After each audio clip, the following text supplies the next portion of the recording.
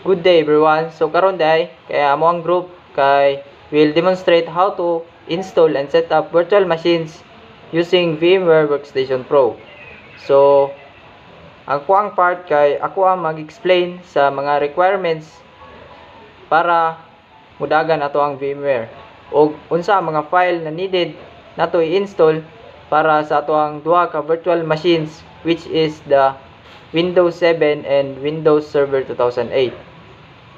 After that, ako ang teammate kay will walk you through the actual process of installation. So let's start. Setup and requirements para sa ato ang VMware Workstation Pro. So pinakauna na kay ato ang operating system. So need na to katong mga modern version sa atong Windows or Linux. Next kay kani sa CPU. Need na to og 64-bit para makuha na to ang katong virtualization niya. So next kay ang minimum sa atong RAM must be 4 GB or 8 GB plus is recommended para mas better ang atoang performance. So sa storage, need na to at least 1.2 GB para sa atong VMware lang. Nya mag-save po tag space para sa atong mga virtual machines na paghimuon. So dari na ta sa atong key features sa atong VMware Workstation Pro.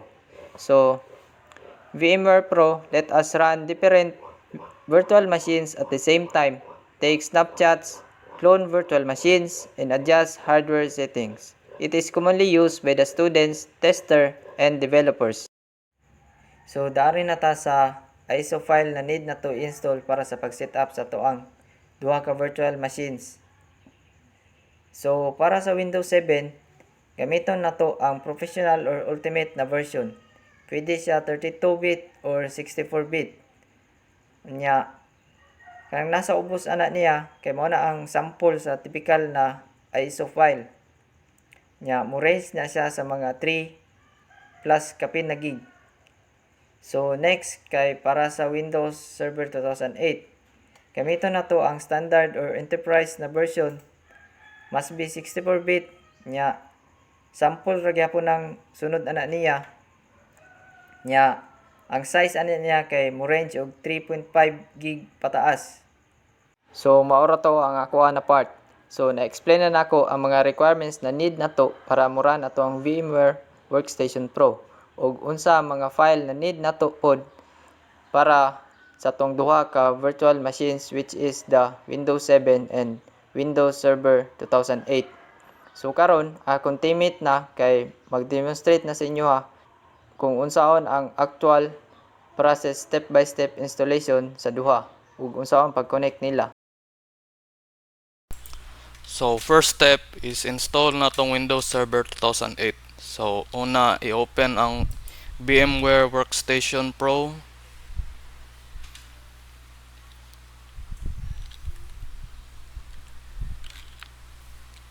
And then create a new virtual machine. Next, so select ang installer this image file. So browse nimo, pangitaon nimo ang Windows Server 2008 na ISO file. So select open. So next, skip lang ang Windows product key. Ang full name is server. Next, yes.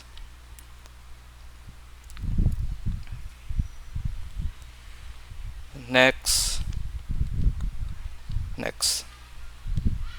finish. Wala to lang na to mahuman og install.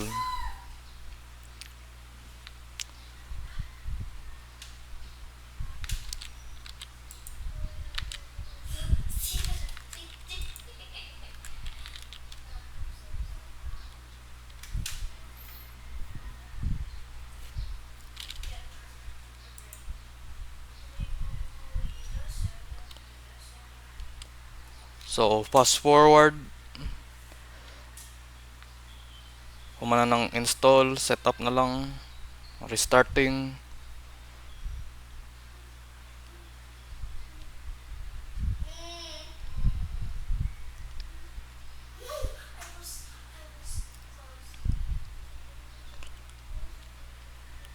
Pagka mag-open, suggest na ko i-change inyong screen resolution para ma-fit sa inyong VMware workstation. So 1920, so dako. So 1280. Dako. So keep changes. So next step, create a new virtual machine. So choose typical, next. I will install the operating system later. So ang version na tong pilian is ang Windows 7. Sa step 2 is mag-install tag Windows 7. So it is going to be our client. So next lang. Change lang ang virtual machine name to client 1. So next.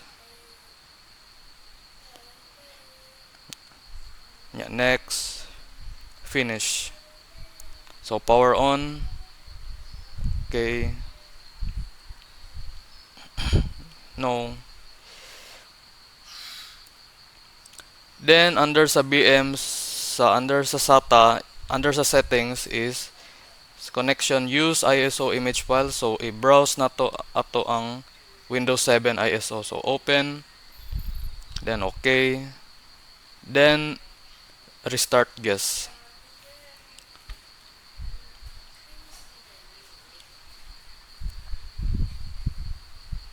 Ay wait, dapat i-connect pa din nato. So under sa BM, so, SATA, i-connect.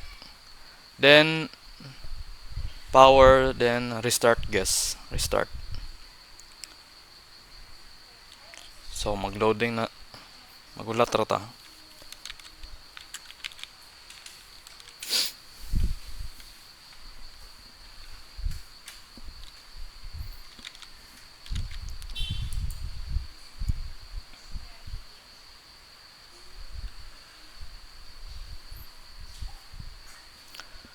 So, gawas ni siya na screen.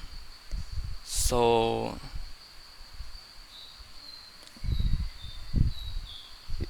next, install now. So, wait lang ta sa setup. So, I accept license terms, next.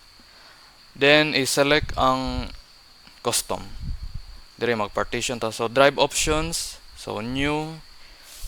So, half lang sa to ang storage. So, 31,440.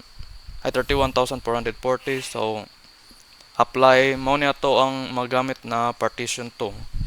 So, ato ang drive this C. So, apply. Okay, so ang remaining na storage is new, apply. Format, okay.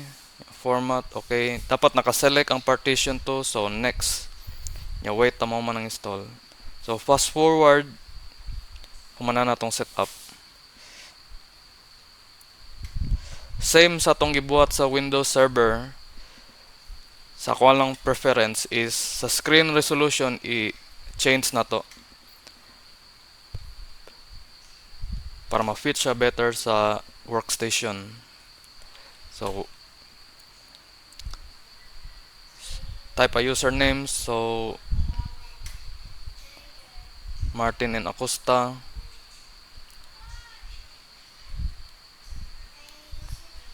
Ay, taas rin kayo. User kay Saraman. So, Martin. So, next. Type og password. No, keep the password simple lang para dili makalimtan. Hint password. Syaro. Next. Skip ang product key. So, i-select lang ang assimilator. I-update na to tong time and date. So, next. Then, select ang home network.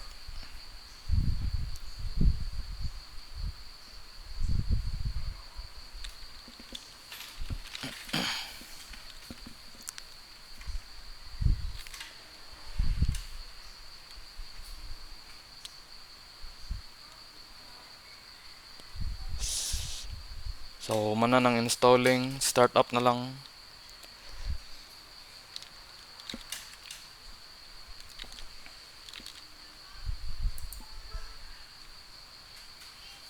So katong ingon ako sa preference, buhaton ako to. So mali. So screen resolution i-change na ko para mas better fitted siya. So keep changes.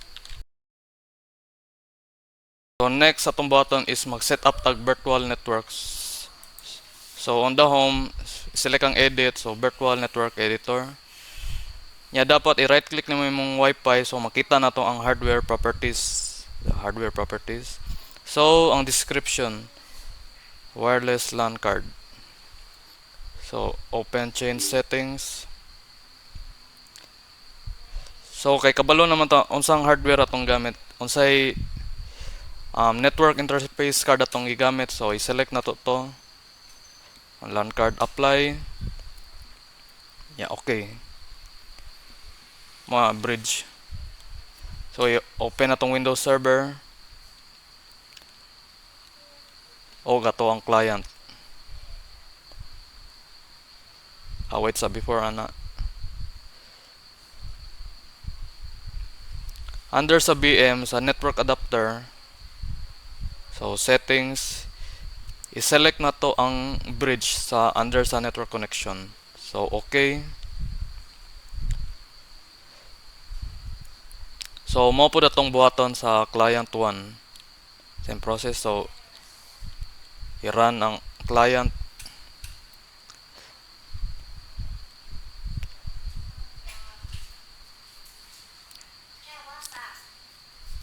So i-click ang BM under sa devices, network adapter settings. Yeah, i-check ang bridge. Yan, okay.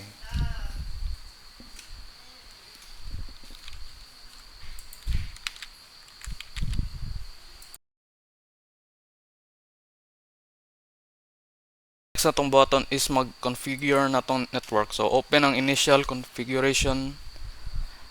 Then i-select ang configure networking.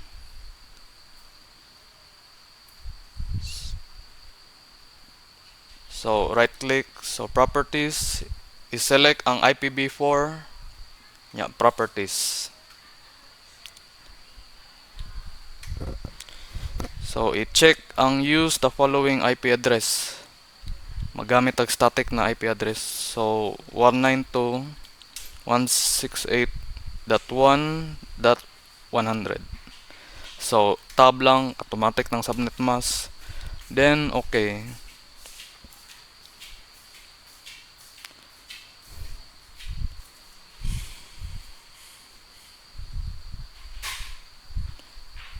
Yeah, close.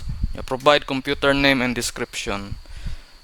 So sa computer description is pwede ba si unsay isulat nimo? So isulat na kung laptop ang gigamit. So Asus TUF.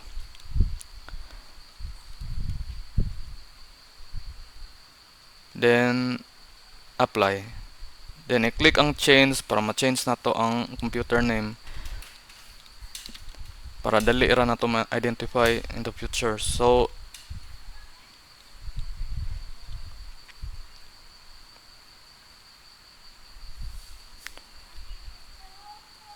ang ibutang lang nato diri kay is server para dali ra. So okay. Restart ang computer. So okay. Close. Restart now.